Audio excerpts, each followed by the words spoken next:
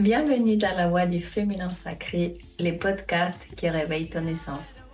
Ici, chaque mot est une médecine, chaque épisode un espace de reconnexion à ton âme. Je suis Claudia, coach, chamane et femme médecine. Et je t'amène dans un voyage au cœur de ton âme. Prête à incarner qui tu es, à te choisir. Respire, ouvre ton cœur et écoute la voix du féminin sacré. La vraie sécurité intérieure, ce refuge que tu cherches à l'extérieur, c'est toi, c'est en toi. Bienvenue à cet épisode profond sacré qui invite à se réancrer dans sa souveraineté intérieure. Aujourd'hui, je voudrais te parler de la sécurité intérieure, mais de la vraie sécurité intérieure puisqu'elle se trouve en toi. La clé est en toi. On vit dans un monde où tout bouge, tout change. Et pourtant, on nous a appris à chercher la sécurité dans ce qui est instable par nature. Un travail, un partenaire, de l'argent, des possessions, une image sociale. Mais la seule vraie sécurité ne peut pas venir de l'extérieur parce que le monde est impermanent. Alors, où est-elle? La vraie sécurité est un état intérieur, un lieu sacré en soi. Un refuge profond qu'aucune tempête extérieure ne peut ébranler. Dans cet épisode, je t'amène un voyage au cœur de ta propre sécurité intérieure pour que tu cesses d'attendre d'être rassuré, validé ou protégé de l'extérieur et que tu trouves la force douce de ton ancrage sacré. Respire profondément, recentre-toi, reviens à toi. Je connais aujourd'hui beaucoup de personnes, beaucoup de mes clientes qui vivent dans cette attente, dans cette frustration d'avoir cette sécurité. Dans un couple, dans un travail, peut-être parfois dans les enfants. Il y a beaucoup de personnes qui attendent de l'autre. Lorsque tu as des attentes, tu vas avoir des frustrations, tu vas avoir de la colère, tu vas avoir des peurs de ce que tu penses qui peut t'apporter cette sécurité intérieure. Alors, pour commencer, qu'est-ce que c'est la vraie sécurité? La vraie sécurité, ce n'est pas l'absence de risques, c'est la présence à soi, un état d'amour, de confiance et de reliance à ce qui est plus grand que soi.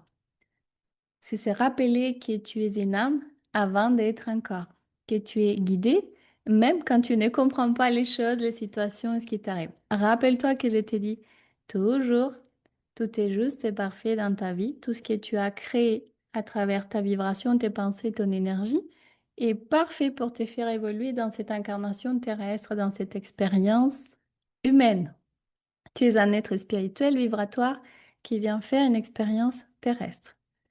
Tu es toujours à ta juste place, même au cœur du chaos le plus grand que tu peux créer. Et j'insiste que tu peux créer parce que heureusement, on est notre Dieu, notre Créateur. On peut créer du bonheur, de la joie, de la maladie, de la souffrance. Donc, à résumer, la sécurité intérieure, c'est un schéma de retour à toi-même. C'est pouvoir sortir de l'illusion que si je contrôle tout, je serai en paix. C'est de reconnaître que le seul vrai refuge, c'est ta conscience éveillée. C'est ta capacité à avoir un dialogue intérieur et stable, serein.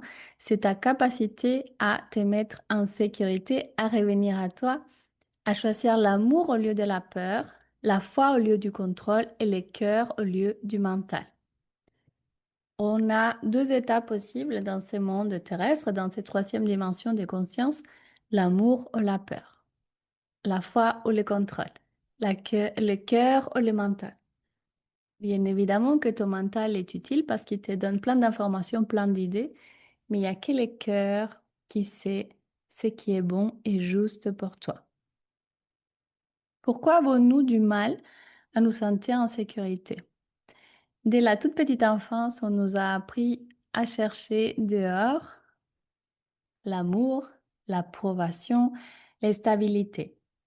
Mais si tu as grandi dans un environnement instable, dur ou insécure émotionnellement, tu apprends à te méfier de la vie. Tu crois que tu es en danger si tu te relâches. Alors, tu te construis sur la peur d'être abandonné ou rejeté, la dépendance affective, l'hypervigilance, la croyance que tu dois mériter de l'amour, de la sécurité. Prends quelques instants pour respirer, pour ancrer mes mots. Est-ce que mon discours, est-ce que ce partage te touche? Est-ce que tu as peut-être vécu cette expérience d'instabilité, d'insécurité émotionnelle? Est-ce que tu te retrouves dans cette notion de te méfier de la vie? Est-ce que tu as peut-être aujourd'hui peur d'être abandonné ou rejeté? Et si tu es très très très honnête, est-ce que tu souffres de dépendance affective? Est-ce qu'aujourd'hui tu es dans la hypervigilance ou dans l'hypercontrôle? Est-ce que tu as peut-être aujourd'hui toujours la pression que l'amour vient que de l'extérieur, que la sécurité c'est un état extérieur? Respire.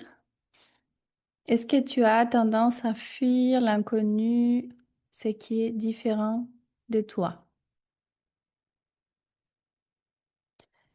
Reviens dans ton cœur puisque le mental va toujours essayer de reprendre le pouvoir. Comme je te disais plus haut, il y a l'état du cœur ou du mental, de la foi ou du contrôle, de l'amour ou de la peur. Quand il y a quelque chose qui te met dans un état d'alerte, la peur, c'est un état d'alerte, tout simplement, qui t'informe qu'il y a une expérience qui s'approche, une situation, quelque chose qui est inconnu pour toi. À ce moment-là, le mental prend le pouvoir, il veut tout contrôler pour te protéger. Mais ce mental ne connaît ni la paix, ni la confiance, ni le lâcher-prise. L'ego, lui, croit que si il se montre forte, parfaite ou en maîtrise, alors il sera à l'abri. Et c'est ça que tu penses, c'est ça que tu essayes de trouver, cet état de oh, je suis forte, parfaite, je maîtrise tout, je contrôle tout.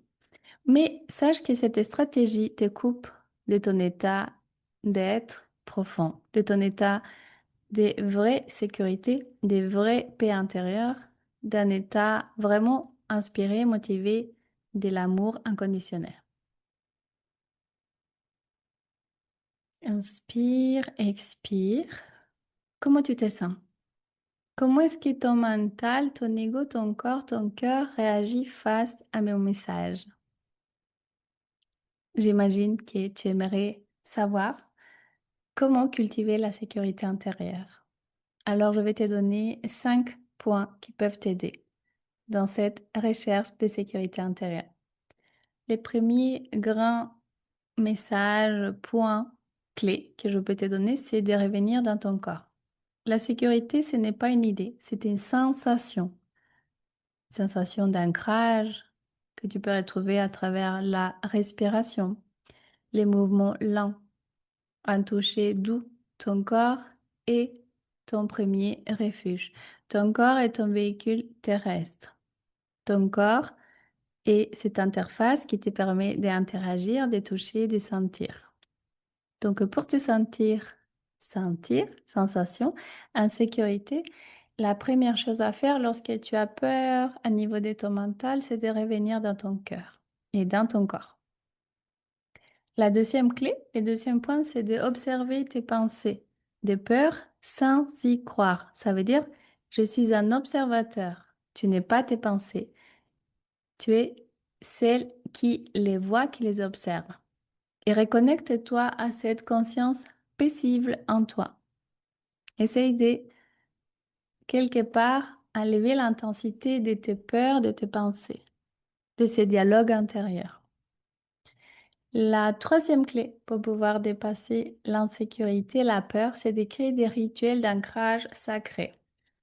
Comme par exemple avoir une routine quotidienne, des méditations, des marches dans la nature, d'auto-soins, Tu peux jouer du tambour, utiliser des oracles, tu peux faire l'écriture intuitive, tu peux te relier à ton âme, tu peux faire la respiration consciente.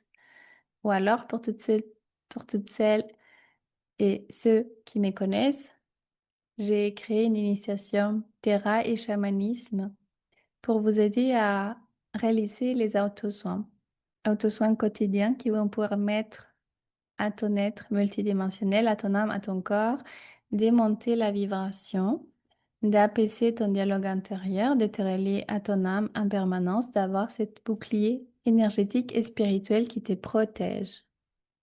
La quatrième clé que je voulais te partager aujourd'hui, c'est changer ton dialogue intérieur.